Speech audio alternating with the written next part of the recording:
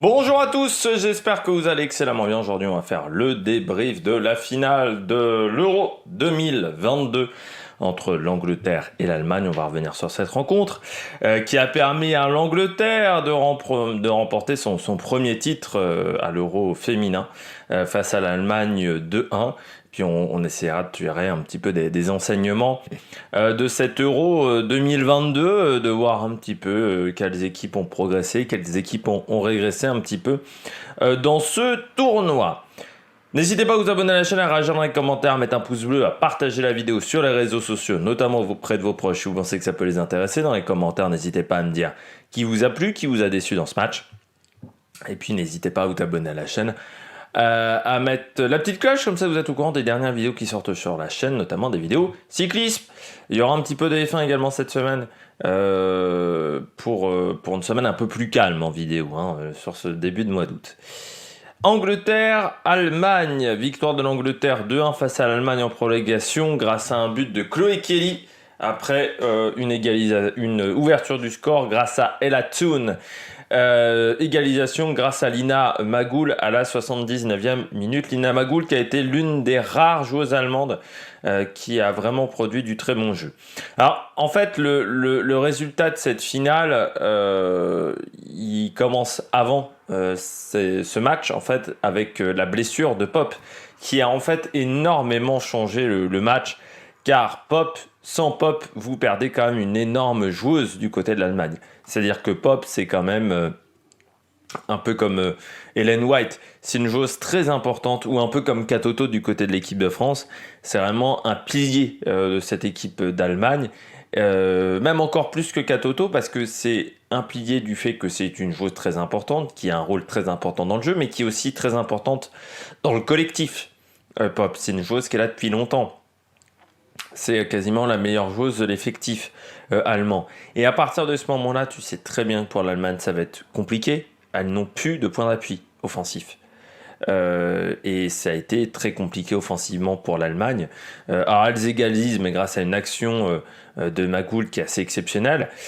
La particularité, c'est que les Anglaises n'ont jamais réussi à emballer ce match. En fait, ce qui est très surprenant du côté de l'Angleterre, c'est qu'elles ont eu beaucoup de mal à accélérer le rythme. On est parti sur un rythme extrêmement lent, extrêmement haché. On s'attend, après le premier but, à voir le match décoller un peu en intensité, parce que c'est vrai que sur les 60 premières minutes, on a plutôt enquillé les fautes plutôt que d'avoir un très grand match. Et puis, en fait, le rythme n'a jamais été très rapide dans cette rencontre, et avec une Angleterre qui a eu du mal à accélérer le rythme, gênée en deuxième mi-temps, notamment par le pressing allemand, mais qui n'était pas en place en première mi-temps. C'est vrai que le pressing allemand a été très bon en deuxième mi-temps. Par contre, en première mi-temps, il y avait très peu de pressing et les Anglaises n'ont pas réussi à faire un grand match. Une mid un petit peu fatiguée et qui a un problème physique assez vite en deuxième mi-temps. Kirby, qui n'a fait qu'un grand match dans cette compétition, c'est la demi-finale, parce que sinon Kirby, ça a quand même été compliqué. Hemp, qui je pense aussi n'avait plus grand-chose dans le moteur. On a eu un petit changement de physionomie lorsqu'on a eu le fameux double remplacement Toon Russo qui ont remplacé White et Kirby, ce qui est un petit peu un classique. Mais ça n'a jamais vraiment accéléré dans cette rencontre. On a eu quand même un rythme dans le match très lent qui favorisait l'Allemagne. Car l'Allemagne, je pense, aurait vraiment complètement explosé si l'Angleterre avait eu le même rythme que face à la Suède, ou que lors des autres matchs, où c'est vrai qu'elles arrivaient à augmenter le rythme. Mais j'ai eu l'impression que l'Angleterre, à partir du moment où tu gênes son jeu, à partir du moment où tu arrives à bloquer un petit peu son système de jeu, eh bien tout de suite, c'est une équipe qui devient très difficile. Le problème, c'est que dans cette compétition, peu d'équipes ont réussi à faire ça. Notamment, la Suède avait réussi à faire ça sur les 30 premières minutes, mais ensuite avait complètement explosé, surtout en deuxième mi-temps. L'Espagne avait fait ça pendant 80 minutes pour ensuite vraiment exploser sur la fin du match. Et l'Allemagne a fait ça pendant la deuxième mi-temps, mais ne l'a pas fait en première mi-temps, mais elle l'a fait vraiment beaucoup plus en deuxième mi-temps. L'Allemagne, j'ai trouvé qu'en en fin de première mi-temps, attend quand même les prolongations. Et qu'en début de prolongation, je trouve l'Allemagne assez amorphe face à une équipe d'Angleterre qui retrouve un petit peu du rythme. Ensuite, Cole Kelly marque à la 110e minute. Et à partir de ce moment-là, l'Angleterre a décidé de jouer la montre. On arrête de jouer. Et elles ont profité du fait que l'arbitre n'a pas sanctionné ces actions-là. Parce que c'est vrai qu'elles ont énormément fait tourner le ballon. Ça aurait mérité des cartons jaunes, notamment à un moment sur un corner. Je sais plus qui doit le tirer, mais ça prend un quart d'heure à tirer le corner. Là, il y a un moment, il faut que sanctionner, normalement, quand tu es arbitre. Et ce qui fait qu'on a eu une deuxième mi-temps de prolongation qui n'a pas été d'un grand niveau, surtout les 10 dernières minutes, avec une équipe d'Angleterre qui refusait de jouer face à une équipe d'Allemagne qui n'arrivait pas à mettre le pied sur le ballon. Et ça a été compliqué.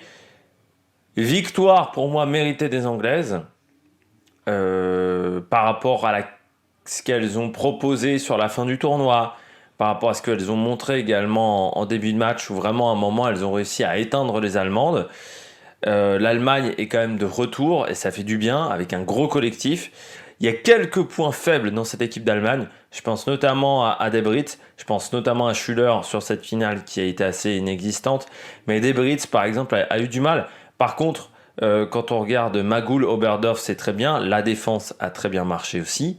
Mais offensivement, on a eu plus de mal. Pour tout dire, l'Allemagne perd 2-1 alors que l'Allemagne a plus de tirs que l'Angleterre, 16 tirs à 13, mais un tir de moins de cadré pour l'Allemagne par rapport à l'Angleterre. Et puis un peu moins de réussite au niveau des passes également. Mais c'est une équipe qui a montré, grâce à son engagement, qu'elle arrivait à compenser un petit peu certains manques, notamment techniques. Et puis l'Angleterre, offensivement, c'est une armada. C'est-à-dire c'est une équipe qui, offensivement, est très dure à battre, avec une énorme équipe sur le banc. C'est vrai que le banc a fait gagner l'Angleterre. Il faut le dire dans beaucoup de matchs. Et puis, notamment Elatoun. Elatoun, elle marque le but d'égalisation face à l'Espagne. Elle marque le but d'ouverture de score face à l'Allemagne. Elle a marqué quand même 2 buts très importants, Elatoun, dans cette compétition. Donc, victoire méritée de la part de l'Angleterre.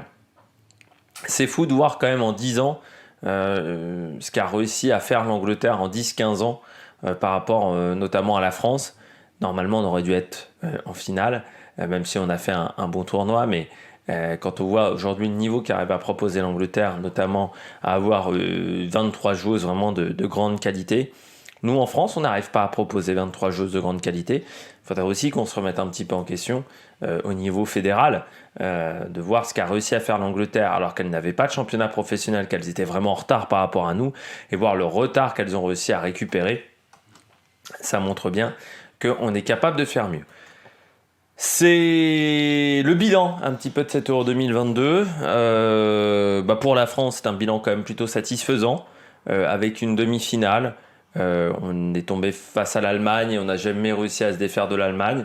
Il nous a manqué Katoto et on est tombé face à une grande Pop. S'il n'y avait pas eu Pop, je ne sais pas si on n'aurait pas été en finale face à l'Angleterre, mais je pense qu'on aurait perdu aussi face à l'Angleterre.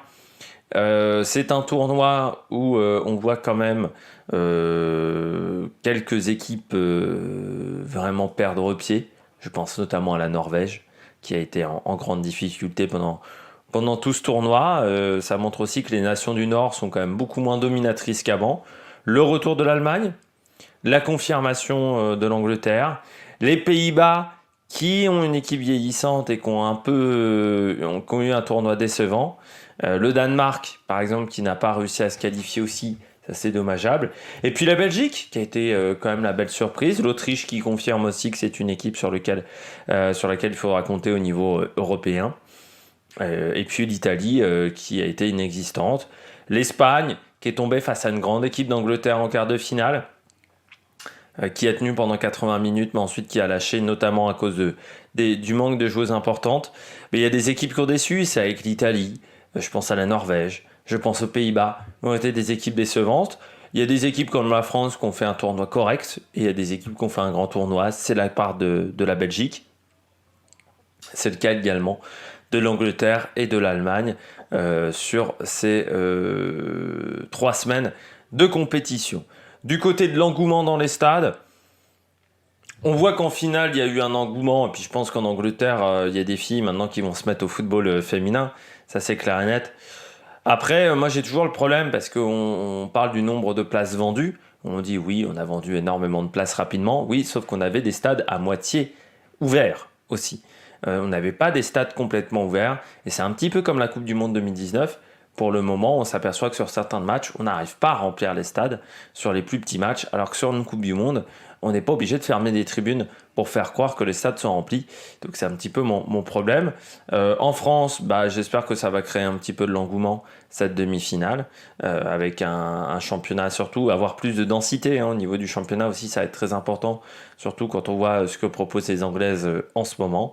Et puis l'Allemagne de retour, ça fait du bien, parce que c'est vrai que depuis 2013, c'était un peu compliqué pour les Allemands depuis quelques temps. Et puis un tournoi, on a vu beaucoup de buts, on avait beaucoup d'animations offensives. C'est dommage encore qu'on ait ces différences de niveau, qu'on ait du mal à avoir 16 équipes d'un niveau similaire, mais ça montre aussi qu'il va falloir progresser au niveau du professionnalisme du football féminin. J'espère que vous avez aimé cette vidéo. Si vous avez aimé cette vidéo, n'hésitez pas à vous abonner à la chaîne, à réagir dans les commentaires, à mettre un pouce bleu. Et puis nous, on se retrouve pour de nouvelles aventures sur la meilleure production. Ciao, ciao!